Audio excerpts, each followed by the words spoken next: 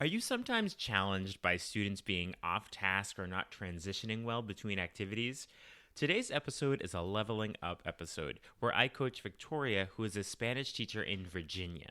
Now, creating smooth transitions and keeping students on task more consistently is the area where she wants to level up her teaching practice. So let's start the conversation. Are you a language teacher looking for some reassurance that what you're doing in the classroom is on the right track? Or maybe you're looking for some ways to teach even more effectively. If you're one or the other or somewhere in between, you've landed in the right place. This is the World Language Classroom Podcast with your host, me, Joshua Cabral. You're about to get tips, tools, and resources so that your students continue to rise in proficiency and communicate with confidence. Let's jump in. Vamos, allons-y. Hello, my friends. Bonjour, mes amis. Hola, mis amigos. Welcome to the World Language Classroom Podcast. I am Joshua Cabral, and today we have a leveling up episode, as I'm calling them, and this is a coaching episode. And today I'm going to be talking with Victoria, and Victoria's in Virginia, and she is a middle school Spanish teacher, grades 5 through 8, and she wants to talk about looking at behavior management in the classroom. That's the real technical way of looking at it, but just looking at how do we address disruptions and not abandon the target language and things like that. So want to quickly thank you for being here because you're an awesome teacher, because you're doing what? You're listening to a podcast about language teaching. And who does that? You do that because you're awesome. So thank you so much. So Victoria, welcome to the World Language Classroom Podcast. Thanks so much for being here. Thank you so much for having me, and I appreciate the opportunity. Okay. So I gave a little teaser that we're going to be having a conversation today about sort of behavior management in the classroom, to give it a hoity-toity term. But can you talk to us a little bit about what this issue looks like for you and what you're looking to improve on? I guess it's going back and forth between me addressing the class if it's during a lesson, and then oftentimes what happens is students get excited or a conversation comes up sometimes about what we're talking about, but then going back to listening sometimes is hard for them to get their attention to go back to that and not just break out into conversation in English and being excited. And looking at this, I always think that it's important to always address these situations in a way that's constructive, which is what you're saying, get them back to what we were doing.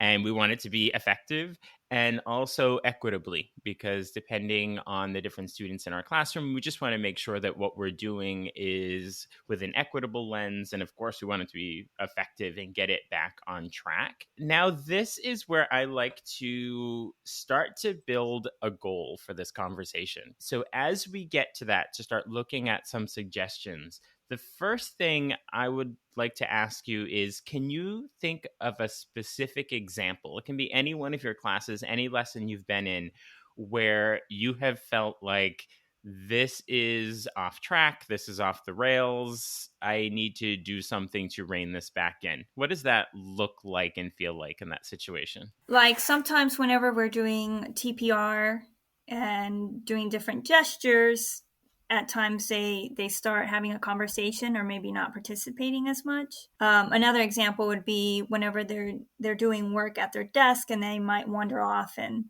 talk to another group instead of focusing on what they're doing. And so when you have these situations, let's take the TPR one as an example, where you're doing some speaking, they're doing their gestures in response to show their understanding. That's what we're talking about, right? When you talk about doing a TPR activity, okay? So when that happens and you see that they're getting off task or they're giggling or joking about something or talking to a partner or somebody else in the class, in that moment, what has been your go-to rein that back in and get the train back on the track? Well, there are a couple of call and responses that I've taught my students, and that sometimes helps. Although I'm still experimenting with what works best, Mm-hmm. because some of the call and responses might be well, not just call and response, I guess attention getters. For example, Mhm. there's just the me raising my hand and then everybody else raising their hand, which is sometimes preferable because call and response, I have found if there's too much talking and they can't hear me, then it's harder to get their attention that way. But Mhm. I've used the raising of the hand. I've used call and response, like I say clase, clase, and they say si, si. And I've also used clapping. So I've taught them like kind of like the salsa rhythm where I clap 3 times and then they do the Mhm. ton ton, right? Mhm. Clap, which they work at times, but sometimes they do it and then they, into conversation again after. So, Mhm. it takes practice. Yeah. What do you think is contributing to students doing that? Like, why do you think they might be getting off task or they'll do the call and response and then not stick to it?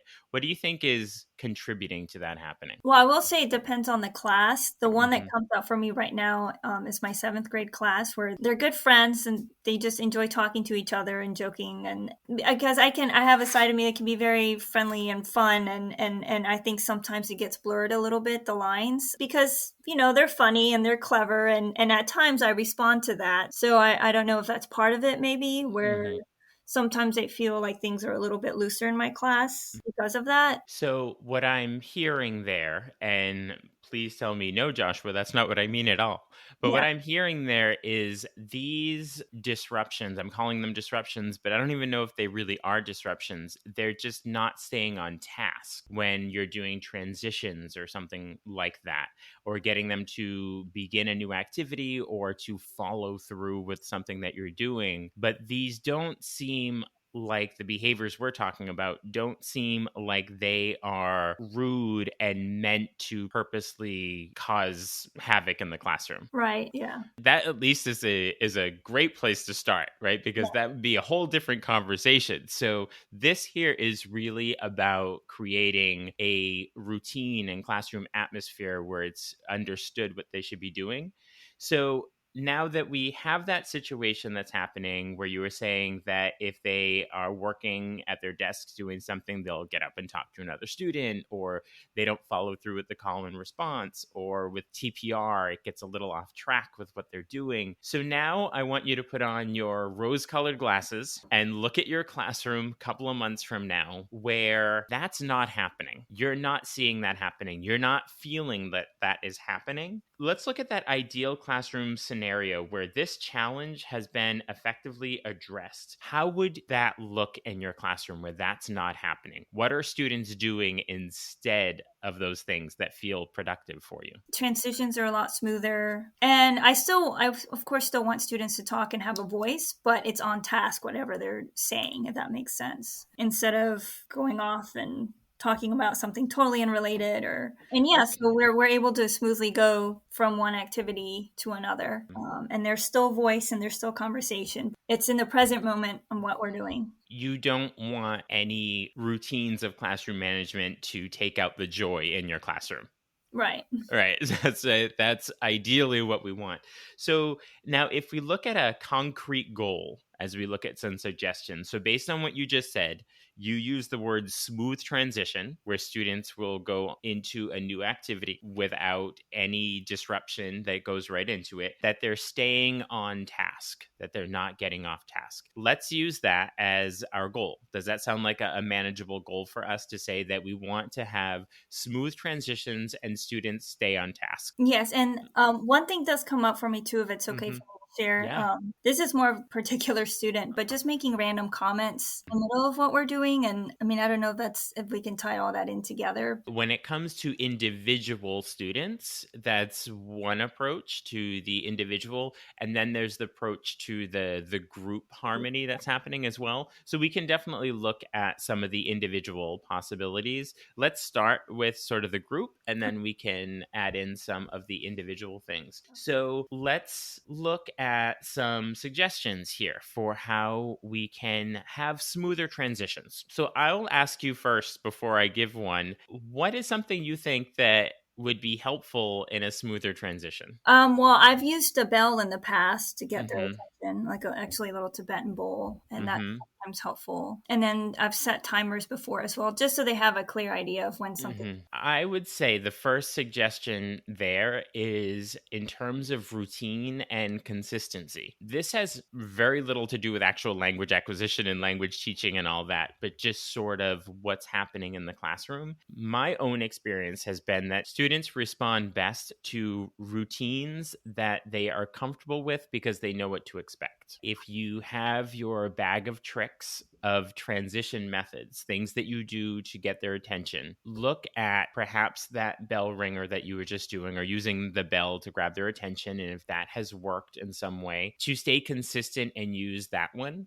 I think if you are changing how you're getting their attention each time, that's unexpected. And that is good because we don't want to get into a rut and a routine where you're always doing the same thing. So maybe you have 2 or 3. If you're doing a listening activity, your attention grabber to move on to something else is always the same one when it's a listening activity. So maybe it's something that is nonverbal since they're already listening. So it's something that's nonverbal there. Whereas if they are doing a speaking activity with partners, then that transition might be one of the nonverbal cues, like the clapping that gets their attention, but not always something different because they know what to do, they know what to expect. And the other thing about that, and this comes from whole brain teaching. I've taught elementary school for a number of years, so this is something that happens in elementary classrooms where I think we can learn a ton about classroom management. And in whole brain teaching, it's this idea of the Clase CC, which you actually mentioned earlier. It actually comes from whole brain teaching.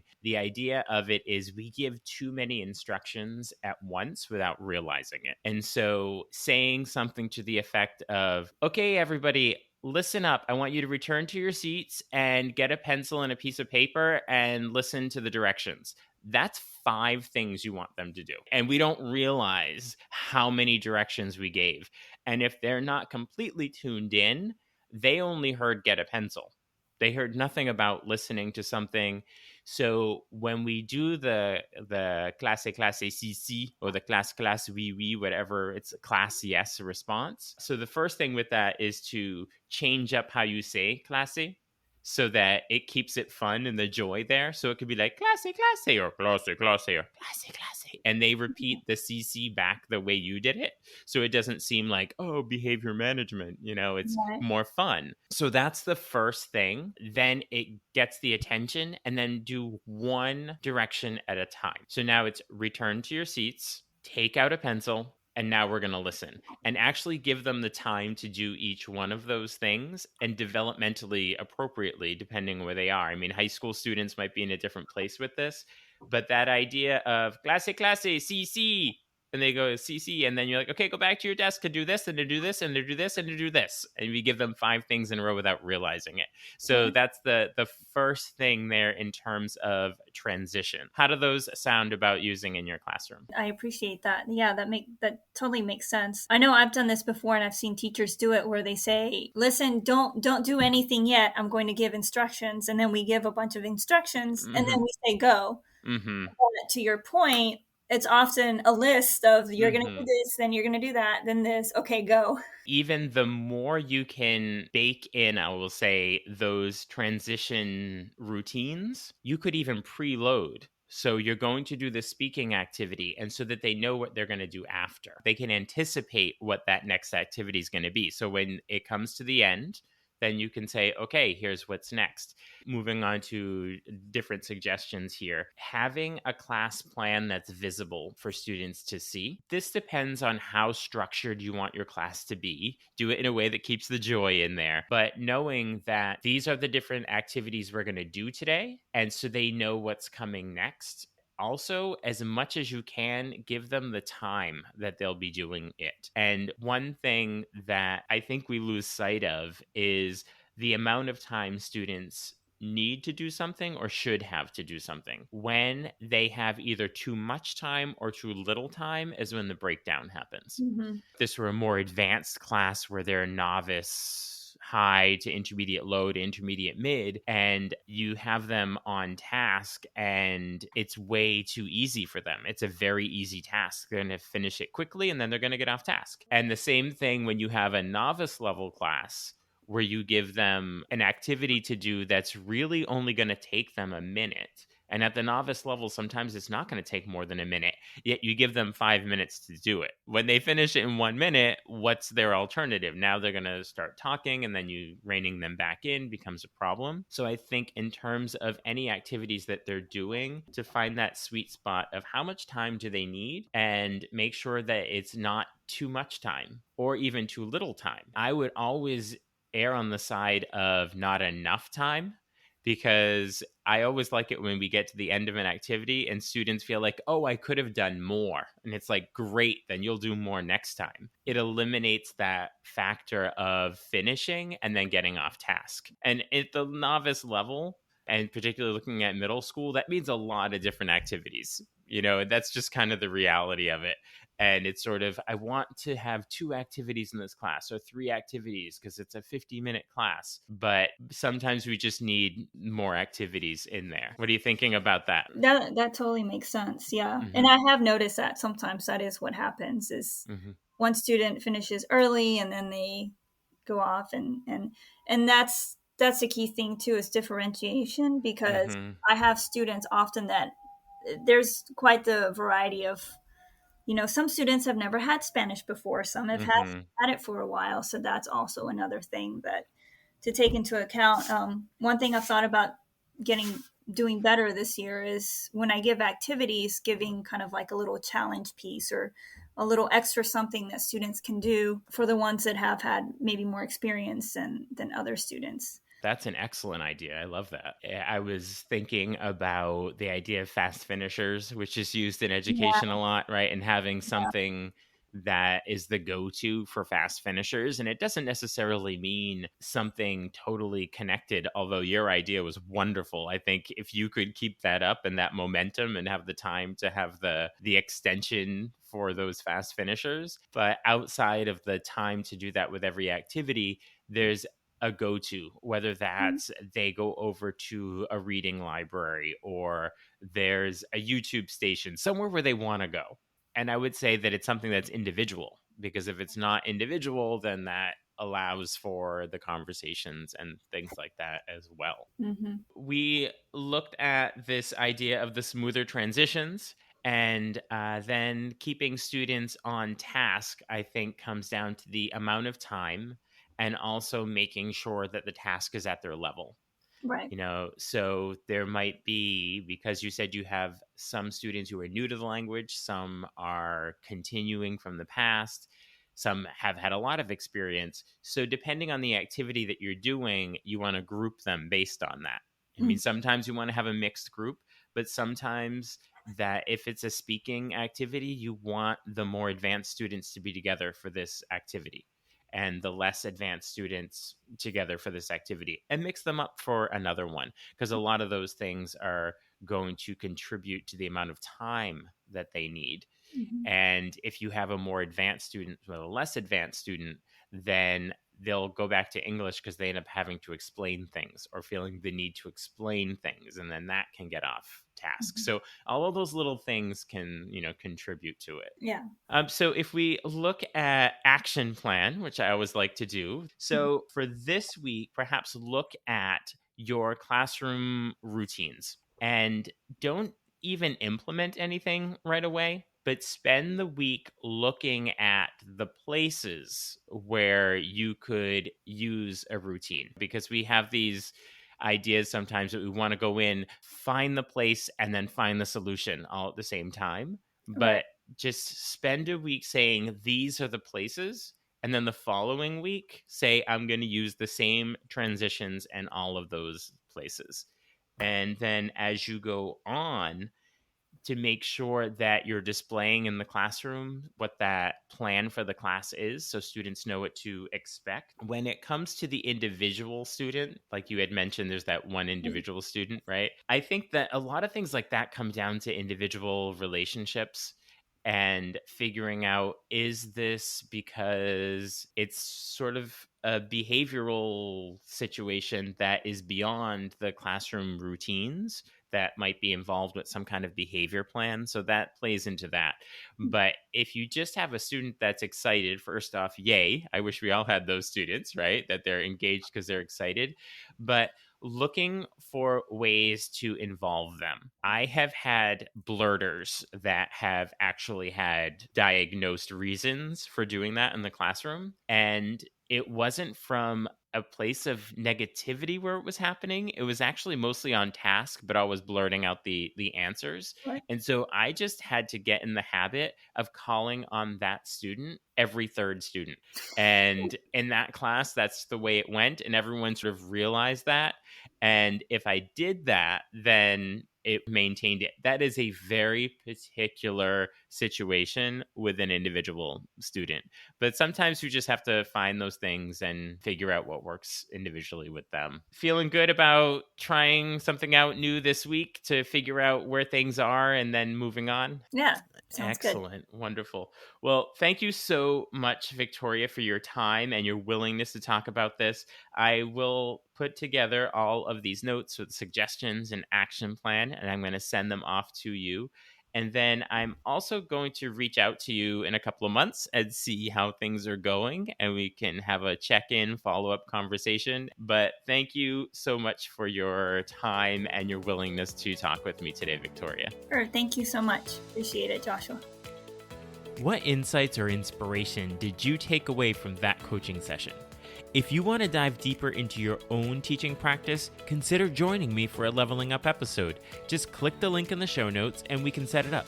You'll also see a link while you're there for Talking Points, my weekly email newsletter with tips and resources for language teaching. I will talk to you soon. Bye for now. Thank you for listening to the World Language Classroom podcast. Be sure to follow or subscribe wherever you're listening so that you never miss an episode. Let's keep the conversation going on social media. Connect with me on X, aka Twitter, Facebook, and Instagram at WL Classroom. And for even more valuable resources, visit my website, WLClassroom.com, where you'll find over 300 blog posts about language teaching. So stay inspired, keep growing, and continue making a difference in your language classroom.